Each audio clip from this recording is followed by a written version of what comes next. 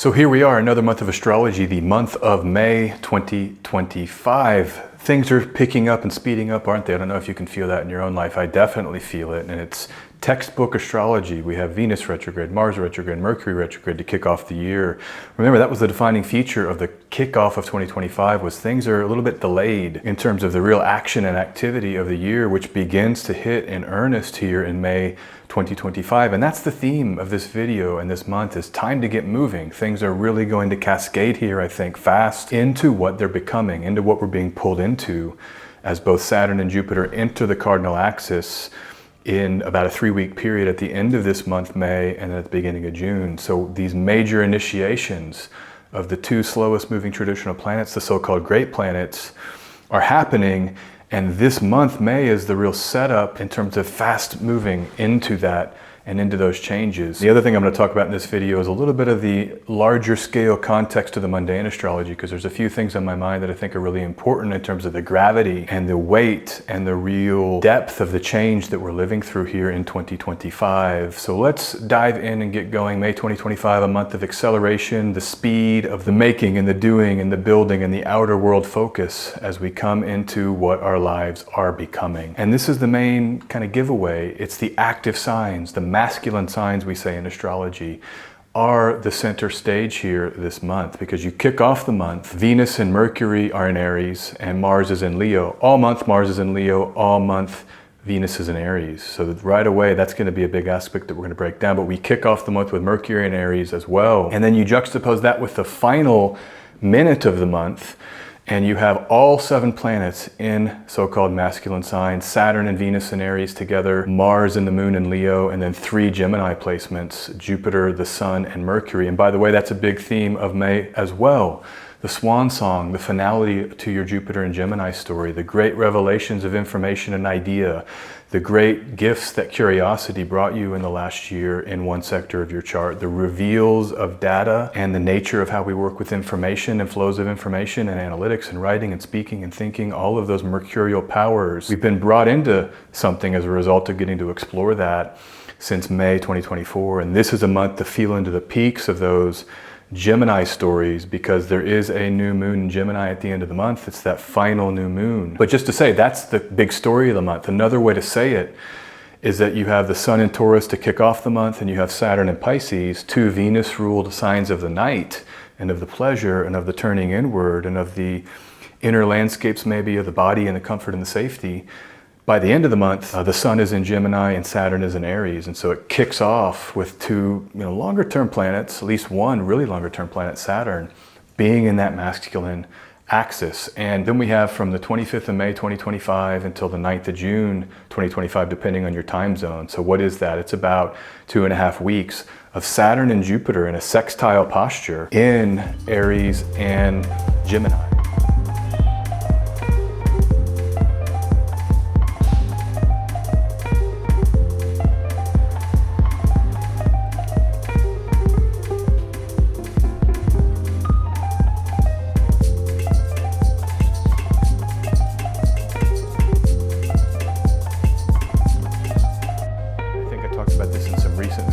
Just know, when you're maneuvering into action, the deep new foundations of Saturn and Aries is going to trigger some kind of positioning, some kind of springboard. I think a lot of us by the end of May will be into new action, will be clearly involved in new activities as Saturn comes to the cardinal axis and says, I'm here and it's time to initiate. I remember, just to recall, in December 2017, when Saturn ingressed into Capricorn. You may want to go back and think about where you were then, because the ingress of Saturn to Capricorn, it was quite palpable. Those of you who were maybe following Bitcoin at that time, I mean, that was the peak and then there was the crash. That was the top there of Bitcoin. Saturn and Capricorn really killed that whole moment of time. You also had, I think with the Trump stuff, you really kind of shifted around that time into some of the impeachment and some of the crises around that first Trump administration. But go back into your life. I can tell you my life. I mean, that was a huge month as many things were initiated literal to my chart. So just, you might want to think back. Saturn now coming back to the cardinal axis for the first time in a while. The last time it was in the cardinal axis was the end of 2020, just as it was shifting into Aquarius. And remember what Saturn in Capricorn did then, December 2017 to December 2020, whole new worlds were initiated in terms of tearing down on the one sense, the world that was pre-COVID, and then laying the groundwork for the post-COVID world that we're in now. Much more digital, much more toxic, much more toxic in a way is what I was going to say, because of the digitization and how it's maybe captured the attention at such a fundamental level. But at the other hand, we've got to roll with technology and try to come to peace with it, I think. So I don't want to get off on an anti-tech rant, but certainly that was a big part of Saturn and Capricorn and the initiations that did to kind of destroy the world that was brought in to Saturn and Capricorn, and then create the new foundational layer that then we built on as Saturn entered Aquarius, and it was this high-tech layer. Well, now Saturn comes to Aries, and I think there could be more destructive layers of what Saturn is about to do in Aries. Saturn is a destroyer, and you can't turn off that signification, because what Saturn does is it comes to the fundament. It requires a breakage to find that fundament, that layer that will not break. It's the hitting bottom planet. That's why it's sadness and grief and loss. These are all traditional significations of Saturn. Impoverishment, lack, the removal of things are significations of Saturn. I think it's important, though, that we recognize the purpose is not just suffering as a torture chamber, but it's to build out from a new foundation. And that's also clearly in the Greek, the ancient Greek. It's foundations are what Saturn is. And so that might be a thing to keep in mind here, as Saturn will enter Aries. Where is it? I'm skipping ahead. It's chaos video. You know me, we're going to skip all around. But so Saturn will enter Aries the 25th of May at 0335 UTC. And there you go. That's the kind of lead of what we're going to end the month with. And remember, 7 traditional in masculine signs, and we get a very masculine feature here towards the end of the month.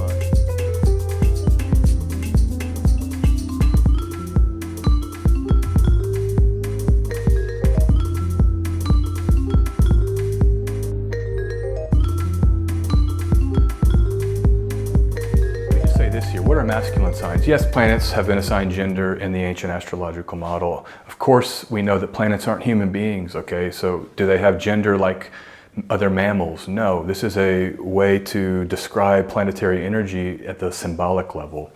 And so I want you to keep that in mind. This isn't trying to pigeonhole the planets into some kind of traditional gender roles. In fact, traditional astrology, and Greek astrology in particular, allows for gender fluidity with planetary energies, particularly Mercury, which is known to be, bigendered or fluid with its gender. Mercury becomes whatever it's around. So Mercury has that gender fluidity. Saturn is sometimes masculine and sometimes feminine, so it too can sort of gender hop. I don't think the ancient astrological world was so rigid with the gender roles. So I'm saying that to introduce the concept of masculinity, which we can think of outer focused, daytime focused. I've always loved the day-night distinction. Masculine energy is what you do during the daytime when you leave the home. You go into the world to endeavor to build and make and create projects, to meet other people, right? The air element is very social. It's communication of ideas. The fire element is the passion and fire of life to initiate and build and reflect these kind of creative, maneuverings that people do in terms of a life purpose. Fire is creative, and this is about creating with other people in the outer world as a so-called masculine energetic in terms of these distinctions. And that's why the fire element and the air element are so-called masculine. As the momentum builds, as Mars and Venus pick up speed, what are you building, doing, and making? Where is your fire energy? Where is your masculine? And everybody can identify with their own masculinity. We all have a masculine. This would be a great month to think about, where is that masculine fire? What are you building and doing and making in the outer world? What are your interests when you leave your home and you go out to the groups of people? What kind of things are you doing to connect and formulate in terms of your will and the power of your will and the power of your physicality to make, do, and build? That is a main theme of this month, and it increases all month until Saturn enters Aries, and it's like, boom, here it is. I mean, a lot of us may become aware at the end of this month what our new project may be. Remember, Saturn can trigger the new realities. And I'm going to tell you this is the month to talk about this. I've talked about it a lot with people, but Saturn into Aquarius, March 2020. Remember that, everybody. It was stark. I remember we were celebrating with a lot of the old Astro Twitter crew. We had a Zoom and we all got on together and we were kind of ushering in the ingress of Saturn into Aquarius, but it was the same time that all of the lockdowns hit. Those initial lockdowns, which were very Saturnine and very Aquarian, right? Restriction. And we were on Zoom, hanging out, astrologers. So it was quite literal. But that Saturn in Aquarius period only lasted for about 3 months, and then Saturn re-entered Capricorn, I think it was June. And then you had the rest of the year until December kind of return. And this was after those initial hard lockdowns of Saturn and Aquarius. Basically, life kind of went back to normal. It was like, hey, what is this? I remember I was able to fly into Germany because no one was worried as much about COVID. It was that summer after the initial lockdowns, there was a lot of travel that was still able to be happening. And it was only when Saturn re-entered in December with Jupiter that you got that next phase of the like lockdown world that we were in 2021, 2022, and the heavy reality that that was. And you can go back, and I don't need to repeat all of that, but it's the idea that Saturn had a preview and it was stark upon the initial ingress. And we get that here in May 2025, Saturn entering Aries, stark preview upon the initial ingress may happen for a lot of us at the end of this month, around the passions and fires of life, and all of the new foundations we're going to be laying with the Aries sector and the Aries archetype. And it's important to remember, what is Aries? Independence. It is the fire of selfhood, propels us into action that naturally flows. It is not asking for permission. It is using the force of the will to make and form in the outer world. So as Saturn is brought to bear there, look for that type of archetype to become quite prominent. Of course, Mars.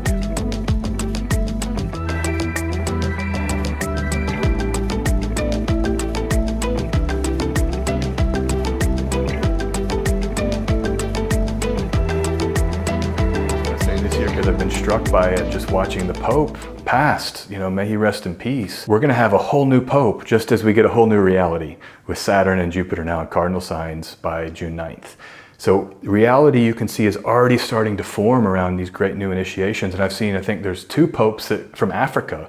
So you might have dark skinned popes for the first time. I think there were some popes back then, but first time that in the modern media era and recent history, you might say, that would be huge, right? That would be kind of a new initiation. I'm not too into this stuff, all right, but I've seen a little bit. I'm actually a Catholic, confirmed when I was a small boy. I grew up in a Catholic household, so it's part of my, I guess, lineage at some level, even though I'm not considering myself a practicing Catholic and I haven't been for decades. But coming back, it's an example of the new cardinal initiations. Klaus Schwab stepped down, the World Economic Forum guy, and maybe there's some new leadership coming in there. I just saw the story, the Treasury Secretary, Trump's Treasury Secretary, says he thinks Bretton Woods, those institutions need to reformulate. And that's huge because that's been on my radar for a long time. As I've talked about Uranus and Gemini being about innovations in the money system. And the last time Uranus and Gemini, a big part of it was the Bretton Woods institutions that emerged, Bretton Woods 1. So now they're saying, officials, we need to rework Bretton Woods just as we get Uranus back in Gemini. So that will happen in July, but we're seeing precursors to that. But for May, it's just an example of new initiations in the cardinal axis. Old guards of the world falling or crashing. Sun into Gemini, May 20th, 1854 UTC, back to more Gemini. A major theme at the end of the month is going to be this peak Gemini moment, the thirst for knowledge, intellectual curiosity, thinking, doing, writing, speaking, even AI. If you haven't engaged with it yet, this could be a good month for that. I'm looking for continued news. I mean, every day you wake up, it's a new model doing new things. Maybe this Gemini new moon at the end of the month will tap us into that. That new moon is coming right after Mercury enters Gemini on the 26th of May at 0059. It will sextile Saturn in Aries within the hour. So you'll have that Aries Gemini theme triggered by Mercury's entry. Jupiter's still there in Gemini. So by sign, it's the sextile between Aries and Gemini, Saturn, and Jupiter. But you see how strong Gemini gets with the domicile ruler of Gemini arriving to it at the end of the month and then sextiling the triplicity lord by day. You really have this notion of curiosity and action, information and self, and how those can elide to take us further. And I love that this happens as we prepare for June, which brings even more initiation and more change and more new realities. We finalize that with the last syzygy with Jupiter in Gemini. This is the new moon in Gemini, 6 degrees, 05 degree minutes on May 27th. So just days after Mercury comes to become a power Mercury in its home in Gemini. It's a real tension in a way because you have a final party for the Jupiter and Gemini stories, but then you have the new moon, new beginnings. I kind of love when a new moon joins the final moment of a long-term cycle because you get to both acknowledge everything that Jupiter and Gemini has done and revealed over the last year, and at the same time kind of tip your hat to it and say, all right, these are now new beginnings. I'm going to take those lessons of Jupiter and Gemini, and I'm going to definitely finally do some new beginnings in the Gemini sector. So check your Gemini sector. What can you integrate from the last year to really start something new here right at the end of the month? Finally, let's see, 30 May, you'll have the Sun entering Gemini to conjoin Mercury, the superior conjunction Cazimi of Mercury, 9 degrees 01 degree minutes. And this is again a peak Mercury, peak Gemini, Jupiter still in Gemini. So look for all of this major focus in your Gemini sector, increasing by the end of the month. You get these, major movements forward, heightening self-awareness, heightening the language that we describe ourselves with, clarity of thought, all of those things. Good communication, insightful analyses that you can deploy to move yourself ahead.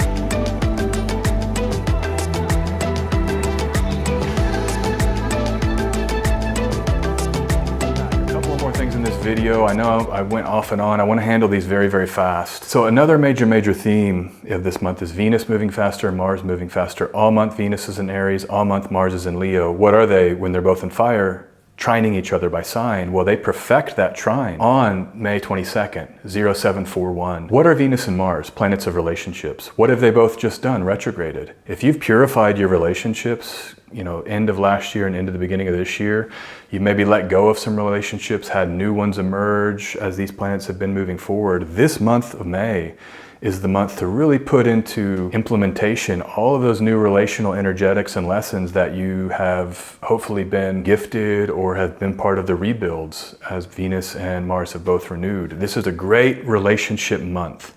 So enjoy the people you love. Celebrate life with your loved ones, with the people you're close with the intimacies around you. And the fire element, Leo and Aries, are solar ruled signs. It's celebrating our own selfhoods. Hey, I'm alive. Wow, thank you God, I'm alive. And then as soon as you have that awareness, you're like, wow. And there's other people that are alive, and you can interact with them and you can celebrate each other. So major theme of this month. It's all month, but it peaks. The perfection of the aspect may be a peak, but I wouldn't rely on it only to have May 22nd where this energy exists. It's all month. In fact, it's even right now, arguably. And definitely when Venus enters Aries at the end of April here in a few days. Boost confidence, romantic assertiveness, aspiring individuals to courageously express affection and engage with vibrant artistic endeavors. Shooting your shot energy. If you've got some emergent connectivity, go for it. Take the risk. Aries can be a little bit of risk-taking energy, and this could be a great time because then we're setting ourselves up, and I'll say this here for June, the saturations into the new home that we're arriving in. With Jupiter in Cancer, exaltation ruler of Cancer, coming home there for a year. It's a whole new home. And Venus will be in Taurus in June. So you have this beautiful, restful, more home-centric, energetic that we get to enjoy in June. But this month is the passionate, fiery, initiative, excitement side of all of that. And then we can land into a more restful state in June. And I'm going to say this now, and then we're going to close. I'm going to get out of here. I don't want to go too on and on, but this fire trine between Mars and Venus, Aries, where Venus is now, and Leo, where Mars is. So the fire trine between the sign Leo and Aries is a major player for the next 2 years. Because what you'll have in 2026 is Jupiter comes to Leo while Saturn is still in Aries. So the great planets are going to repeat what Venus and Mars do this month in 2025. Those great planets will do it for a year when Jupiter will be in Leo from 30 June 2026 into August 2027. The whole time Saturn is in Aries. So you get this year of this fire trine activated. So May 2025 is a huge preview for your 2026 and 2027 actually. With Venus and Mars, these faster moving energies, allowing us to follow their lead as they speed up.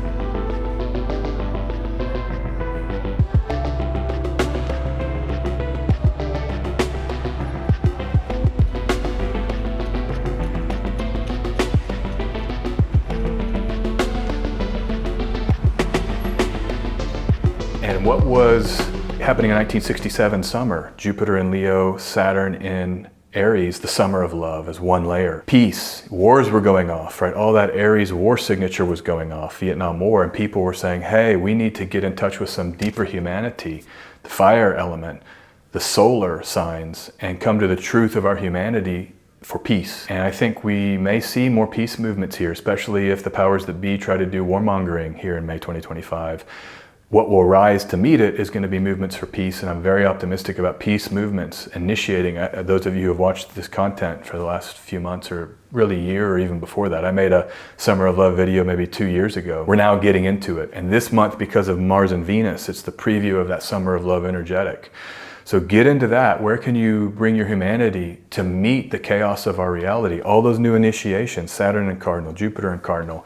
Where is your individual fire and passion for life rising to meet that, and maybe find others in the outer world to meet with you on that, doing whatever you feel moved to do. Remember, outer world energy, masculine signs, we're out there focused with other people, air and fire signs. The truth of what is valuable as human beings. It's not murder and slaughter and killing poor people. It's not that, I can guarantee you. It is lifting up humanity. Human beings have value by virtue of being a human, right? You have unalienable rights, gifted by your creator that you're born with. And I think we've got to come into passionate expressions of that and explications of that and defenses of that. And it's going to be a big part of the next 2 years. This is a great month to be feeling into some of that. And so Adam Curtis, I just watched his latest documentary, great documentary. It was called Can't Get You Out of My Head, released in 2023. I missed it. I didn't watch it. I love Adam Curtis. Century of Self, he made that film. But he has a big breakdown of the wild 1960s in a lot of that film. And he goes in Great Britain, he goes in China, he goes in Germany, all of these radical movements that emerged to respond to the changing world and to respond to the wars that were extant and to respond to like mass media and all the major changes. So check that documentary out because it may inspire you. I think it's a great one to prepare for what's coming. And there was even stuff about Palestine there in 1967. So that was a big part of this radical moment in the 60s, was the fight for Palestine. You'll see potentially that resonant, as that's a big theme of our current epoch. Remember, Saturn and Aries and Jupiter and Leo was also in 1908. And the thing about that is the year that the Model T came out and changed everything. Suffrage movements were happening. You can go back to that 1900 to 1910. That whole decade matches the 1960s when you look at Jupiter and Saturn, and then matches what we're in now. And what was happening in 1900 through 1910. Air flight came online, radio came online, integrator capacity, cars came online. So major technological change, just like we're living through now with internet and AI and social media and all of the stuff we have and these new tools that we have currently. So that also might help us just kind of ride these waves, you know, of turbulence that this month I think goes deeper into, especially with the ingress of Saturn and Aries, and we're beginning to initiate what these times are going to be about.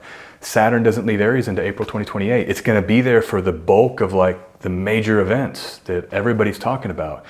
Most astrologers are homing in on 2025, 2026, 2027, 2028, the Saturn and Aries period for the big kahuna, you know, the big events, whatever those end up being. So it's so important to pay attention here last 6 days of this month and feel into those changes. What is happening? What is new? Because that's preparing us, like, get ready, there it is. That's what we're going to be grappling with. That alone, as I articulate that, can maybe help you with May 2025. Okay, that's about it. All right, I know I went through a bunch here, and I hope this video didn't go too long. Join me on Patreon. I got a lot of videos there coming out regularly, a live stream there where we do some textbook teaching about some of the basics of astrology. That's what we're doing now, at least. Those live streams may become other things as we clear some of these basics and get into all kinds of other stuff, but you can check those out. And then I have a weekly video that I do breaking down the best moon, kind of getting into the granularity of the week. So all that's available on my Patreon. The link is below. Thank you for being here. I hope you have a great May and getting into your fire, the passion of self, the nature of your beingness, and getting out into the world and making cool things happen. And I wish you the best for May 2025. I'll be here soon with more videos. Take care. Talk soon. Peace. Bye-bye.